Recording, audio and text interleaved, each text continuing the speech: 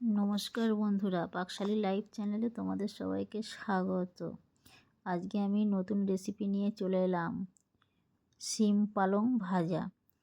পালং আর শিম প্রথমে ধুয়ে নিয়েছি। এদিকে একটা কড়া বসিয়ে কড়াই তেল দিয়ে কিছুটা বাদাম ভেজে তুলে নিলাম। বাদাম ভাজার পরে যে তেল ছিল সেই তেলের মধ্যে 5 ফোড়ন আর শুকনো লঙ্কা ফোড়ন দিয়ে শিম পালং দিয়ে দিয়েছি। দিয়ে কিছুক্ষণ নাড়াচাড়া করে লবণ হলুদ দিয়ে আরও কিছুক্ষণ নেড়ে চেড়ে নিয়ে ঢেকে দিলাম।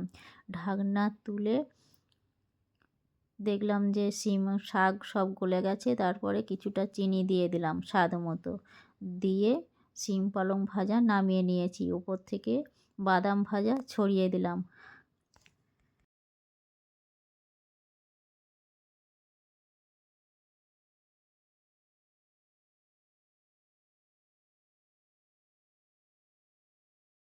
শিম পালং ভাজা রেডি।